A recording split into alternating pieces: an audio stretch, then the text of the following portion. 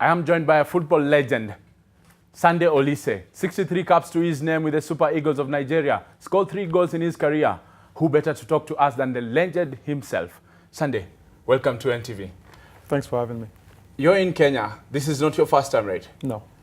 You have been in Kenya for now a week or so. How is Kenya treating you? Oh, it's great. I'm eating well. I'm sleeping well when I can. And yeah, the people have been exceptional.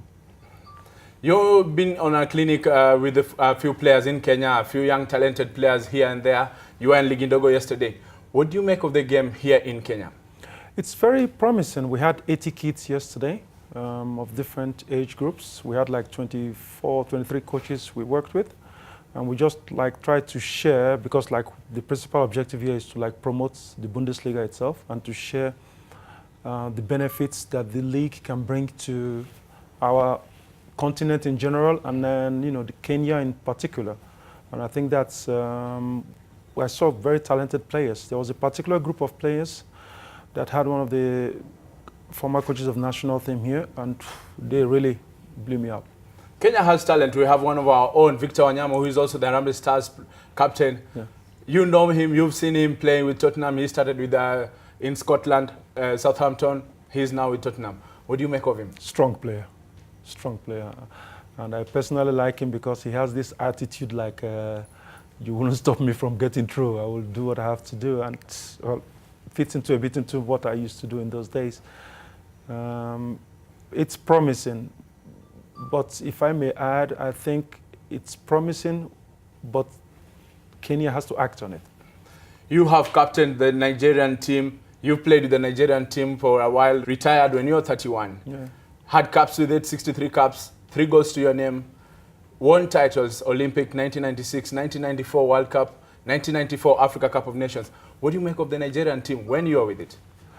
When we were there, you see, I believe honestly that every nation is blessed at one time.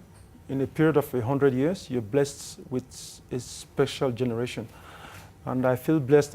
When I came into the limelight with my own qualities as a player, I had also very talented teammates to make it explode. We were very good. We were explosive when we came up front. We were strong to defend. And we had a never die attitude. And we had players that were really hungry. Not hungry for finance or money, but hungry to make a name for their parents, the family, and pioneers. I feel very great. Like one of my colleagues is part of this promotional tour. That's JJ Okocha, who's also he doesn't need an introduction. So, but that's how it is. We're trying to like give back in our way to guide our people. This is the right way to follow if we want to progress. A good team that was in 1994, but what was your best squad in your career? Nigerian squad. The best Nigerian squad. The world is talking about 94, but I am more, because I was part of all of it.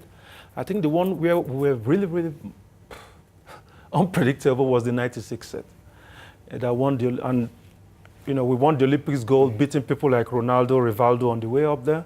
We beat Mexico, Argentina, Japan, and Brazil.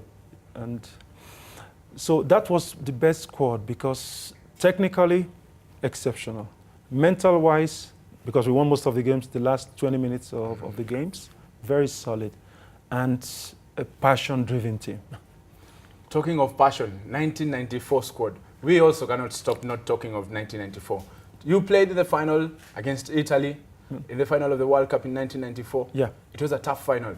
Africa knew that you were holding this for us. Yeah. Everybody behind you. What happened? Quite an emotional one, that was. Yeah. Okay, I'll give you the privilege of addressing this for the first time in a detailed manner. We were not ready. Not the players, but I think from the team behind the team, we were not ready. And Arrigo Sacchi summed it all up when he said, we were 10 men, and they couldn't break us. And what I mean we're not ready is that football is no longer just individual talents. It gets to a point where you also need a very tactical coach to look at it and say, okay, this is this, we change this, we do this, I'm reading it like this and that. And we didn't have that then. We had good coaches in people like Westerhoff and Bonfrejo, but they were good for our level of the African scene because evidently I love these guys, you know. But since we are trying to get our country to progress, it's time, if we're going to get foreign input, we have to get the real quality, people that are performing already in Europe, not people who can't find performance, you know. Because you can see that after Clemens Westerhoff left Nigeria, he was not able to have success anywhere else because we had exceptional players in Nigeria. Talking of exceptional players, you are one of the players after you retired when you're 31. You have something moving on. You're an ambassador with the Bundesliga as well, StarTimes as well. We have other players. JJ Okocha is also an ambassador. We have one of your players also coaching another team. What happens to players once they turn 31? We have Rashid Yakini. He died a poor man. What is all this once you're done with your career? You have nothing to count for. Well, I will start with the last one first, Rashid Yakini. I'll personally give tribute to this man because I played with great world strikers all through my life. I had the likes of Del Piero, Inzaghi. We had the likes of, you know, exceptional strikers. You know, I played with Zidane and all of them. But Yakini, he's the best striker I ever played with. 37 goals to his name. He's the best striker I ever played with. Because all I had to do, because people were saying, yeah, they gave me the name, the pass master, because I used to give passes and he was scoring. All I had to do was just put the ball in his running path.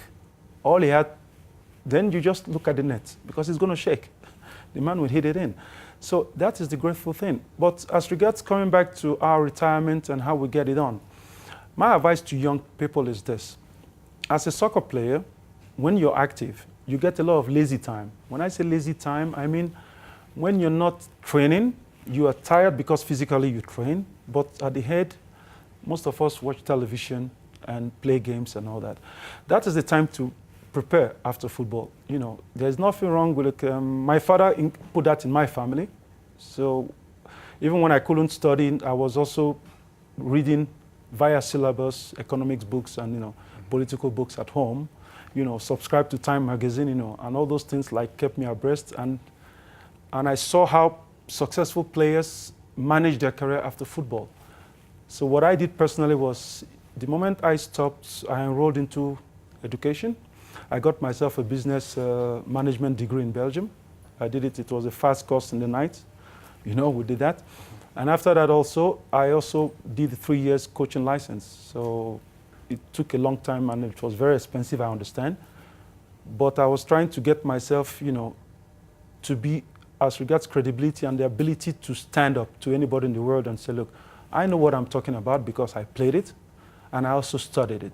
You know, that way I don't get second fiddle to anybody because I must be blunt. As an African, if you want to make it in the world, you don't have to be at the level of the other people in the world. You have to try, aspire to be above it because nobody will employ you if you're at the same level. So I will encourage people and our people in Africa, study. You can study, everybody can study like I did, or I can understand, but at the same time also, try to educate yourself. Education is not only from the school. Sometimes education comes from your parents. Yeah. How do I manage my money? Sure. You know, like my grandfather used to tell us, if you want to be a rich man, you're paid January salary. When you receive the salary from February, it should meet the January salary. That means don't be broke when the February salary comes. And it says you're a rich man if the January salary can meet up with the one from March. You know, they're old, so they didn't know how to analyze, you know. That was the past then. So that was something we learned with, and we made our lives out of it. You made your life out of it, but currently we have players as young as 18 starting to play professional football. Yeah. They make good money out abroad, out of Africa, but then they end up squandering a lot of money, wasting their lives, and come back, nothing to count for. Don't blame the players. Who is to blame? Don't blame the players. I must be honest. As a soccer player, you just rightfully said it, the man starts at a very young age. When you start at a very young age, you're not educated in financial management. You agree? You have been intellectual, gone to school, university, or what you did, you know how to manage it. But our education is this, how to control this, how to manipulate it. So you also, as a player, you need help. That's where the parents come in. That's where the entourage comes in. But most of the players go abroad with a manager whose main aim is to sell and buy players, so to make money. He's not interested in helping the young man make a life after football. He's more interested in enriching his own managerial agency. So these players are not guided and sometimes even push into contracts that don't make them well. But my advice to those players is this. If you don't get anybody to manage you, you don't get rich only from what you earn, how much you earn. You get rich in what I've seen around the world. I'm not saying I'm rich. I'm happy I can feed myself and my kids. You get rich from how much you save. That is how I believe. Moving forward, we have teams coming up, young teams playing in professional standards, coming up, playing up to better leagues, winning titles. Africa, we've won under 23 titles. Nigeria, one of them, your home country. But then what happens afterwards? Because looking at it, maybe like in 1996, the team that won the Olympics, we knew that they were going to bring us forward, come maybe win it in 2004 World Cup. Nowhere to count for. What happens after winning young titles under 20s and all, moving forward? Yeah, but that's where I come back to the issue of you need a team behind the team. You see, when you're playing at the youth level, the individual talent, like we worked out with the kids yesterday, there's a level you're playing at. Your victories are based around individual talents, how good they are to outmaneuver the other at a certain age grade. But when you go over the age grade, it becomes business. It becomes management. And it becomes a sense whereby it is now tactical. And when you hear the word tactical, it's a big word for people. Tactical, when someone is tactical, you know what it means? The man just plans. The tactics you bring to the game is the plan you brought to the game. But when we use a big word like we went to school, tactical now, it's plan. What plan did you bring to outwit, outsmart your opponents? And that's where we're lacking back home in Africa here. And that's where the Europeans are meticulous about it. We want to go to a World Cup 2000, I'll give you an example, 2022. We start preparing by 2013, right? Now, how do the Germans, the Spanish, and the ones who win it, how do they prepare?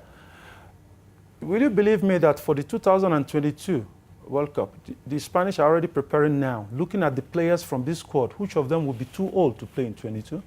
And they're already looking at who's going to replace this man, because in 2021, this man is going to be 36. So he's not going to be there anymore. I'll give an example, Iniesta. The Spanish are combing their heads now. How do we find a replacement for Iniesta? Because he's probably the best midfielder on earth. So, but this things, Africa, we start preparing 2014, 2013. Now, how do you want to beat a man, even if you have the same level of knowledge and talent? How do you want to beat a man who started preparing 8 years ago, and you just started preparing 1 year? God is for everybody, no? So you pray and God is also looking. This man worked hard, you not. How should I give you? But then there's a mentality that Africa is yet not ready to win the World Cup. We are ready. How then can we win it if we only host it probably? We've hosted it once. Moving forward.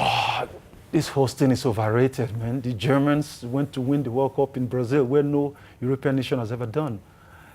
You know, and it's overrated. And personally, I think when you host a tournament, the pressure is unbelievable. And you don't prepare well because you don't go through the rigors of the qualification like the others, you know? So it's overrated. But when I say we are ready to it, we have the talent for it. Now, what is left for us is, we're just like a beautiful woman, right? The bone is there, but the skin makes the difference. True. We're lacking that skin. And we're lacking the nose and that's what we're lacking. And who's going to give that to us? That's not the players to give. We have a chance in 2022 as well. Yeah. We are taking in 5 teams. I hear there may be changes before then. But then before then, what should we do ahead of that? The first thing we should start to do is that, I'll give you an example. Kenya, you want to go to the World Cup, right? You want to go to 2022. Start preparing now. Decide as a nation what kind of football you want to play.